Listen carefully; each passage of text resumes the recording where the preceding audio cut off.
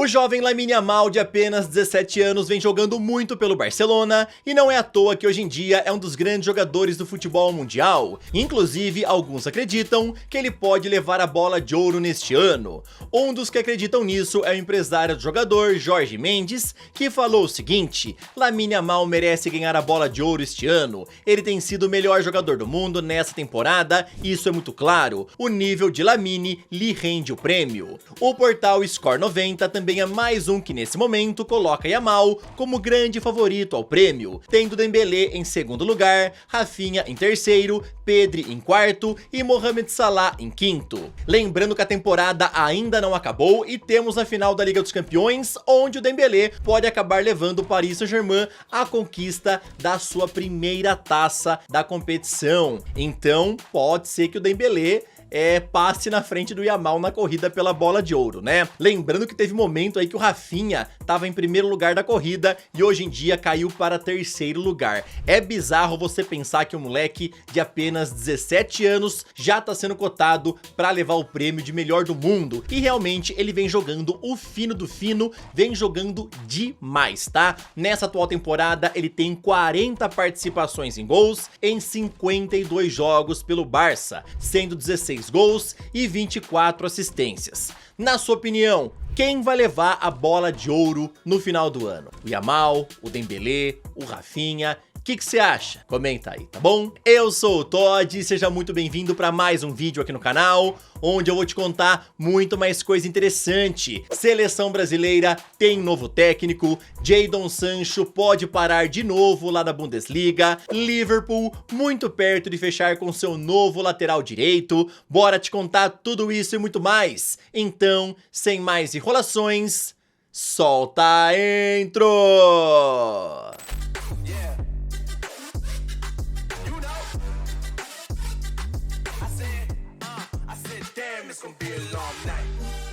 Ontem lá no Allianz Parque tivemos Santos e Ceará pelo Brasileirão e o jogo foi bem abaixo do esperado pela torcida santista, já que o placar final ficou em 0 a 0. Com isso, o clube da Vila Belmiro chegou no recorde negativo, e isso porque está tendo seu pior início da história em 8 rodadas do Brasileirão na era de pontos corridos. O Santos tem apenas 5 pontos conquistados em 8 jogos, o que representa um desempenho ainda pior que os 6 pontos conquistados em 8 jogos no Brasileirão de 2008.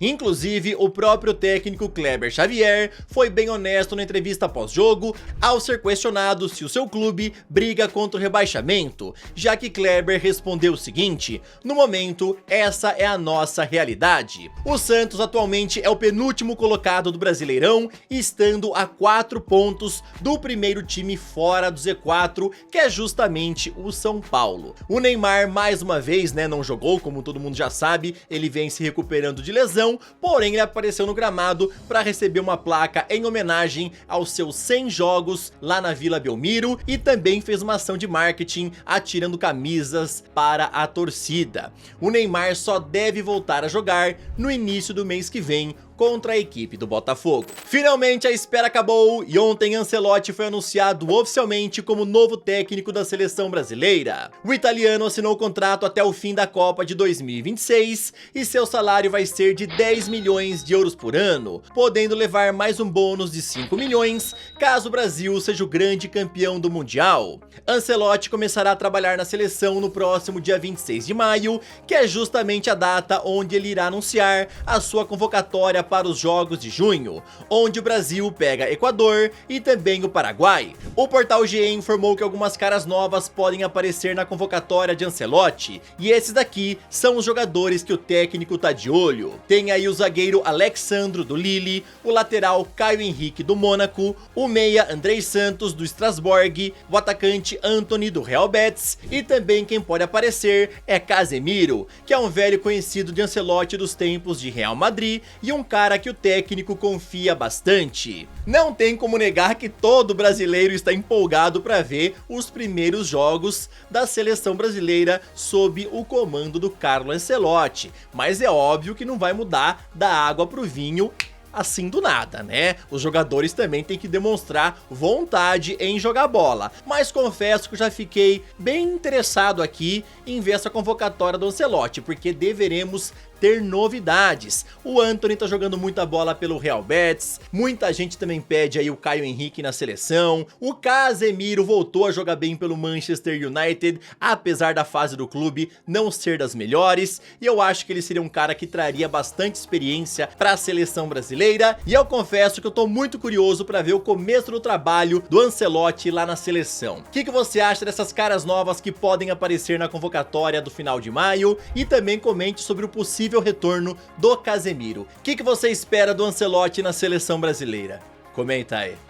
Agora rapidão, queria te pedir aquela moralzinha, tá? Deixa o like, se inscreve no canal e também ativa o sininho. Aqui sempre tem vídeos novos pra te deixar muito bem antenado em relação a esse esporte tão maravilhoso e amado por todos nós. Alexander-Arnold já anunciou a sua saída do Liverpool ao fim da temporada e por isso o clube já está trabalhando na chegada do seu substituto. Hoje o jornalista Fabrício Romano confirmou que Jeremy Frimpong é o alvo número 1 de Arne Slot para a posição. Inclusive, o clube já está em conversas avançadas com o staff do jogador, faltando apenas alguns detalhes para selar o acordo pelos termos pessoais, onde seu contrato deve ser até junho de 2030. Fora isso, os ingleses também já iniciaram os contatos com Leverkusen para discutir o pagamento da multa rescisória, que está avaliada em 40 milhões de euros. Frimpong estaria muito feliz com a procura do Liverpool e acredita que essa daqui é a grande chance da sua carreira. Por isso, ele tá bem empolgado em se tornar o novo lateral direito dos Reds. Nessa atual temporada, o holandês soma 12 assistências e 5 gols em 48 jogos pelo Leverkusen. Rodrigo não entrou nenhum minuto sequer no El Clássico do final de semana e isso levantou muitas questões a respeito da sua saída dos merengues ao fim da temporada. O jornal Marca informou que depois de ter sido deixado de lado nesse duelo, o brasileiro está se sentindo muito deslocado no clube e deseja ir embora nessa próxima janela. Lembrando a vocês que Ancelotti revelou que não colocou Rodrigo na partida pelo jogador não estar 100%. A publicação fala que o atacante sentiu que está perdendo seu espaço, principalmente após as chegadas de Mbappé e Jude Bellingham. Inclusive, isso daí gerou um leve distanciamento também de Vinícius Júnior. A Rádio Cadena Ser informou que o atleta não deve ser titular com Xabi Alonso, pois o novo técnico pretende usar uma escalação 5-3-2 ou 4-4-2, colocando Vini Júnior e Mbappé no ataque. Seu destino agora no meio do ano pode acabar sendo a Premier League, e isso é porque Arsenal, Liverpool, Chelsea e Manchester City estão interessados em sua contratação. Meus amigos, semana após semana, a imprensa espanhola vem reforçando a ideia, né, de que o Rodrigo realmente pode ir embora nessa próxima janela. Lembrando que ele ainda deve ter uma conversa com o Xabi Alonso antes de tomar qualquer decisão.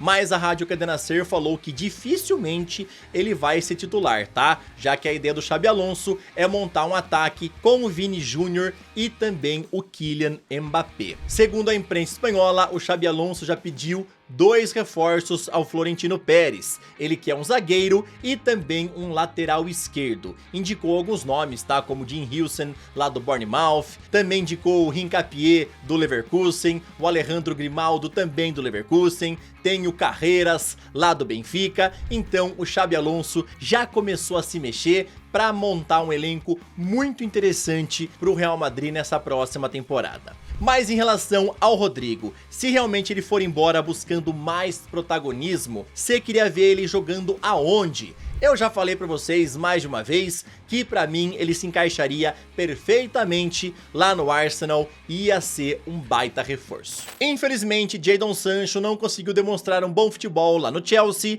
e por conta disso o clube não quer ficar com ele em definitivo. Inclusive, eles topam pagar ao Manchester United a multa de 6 milhões de euros por não exercer a obrigação de compra fixada em contrato. O inglês também não entra nos planos do técnico Ruben Amorim lá nos Diabos Vermelhos e seu futuro pode acabar sendo um lugar bem conhecido por ele, que é a Bundesliga.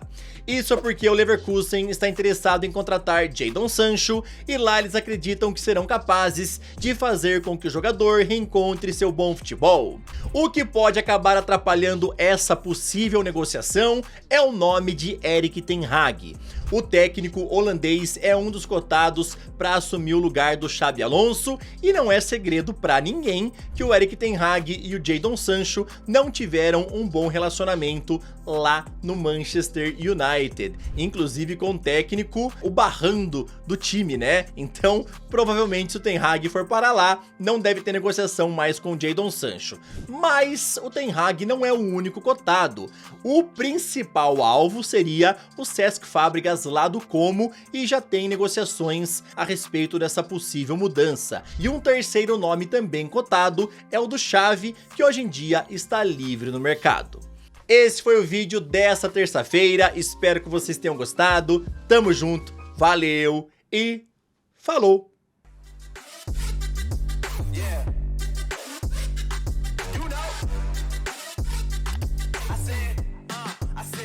It's gonna be a long night.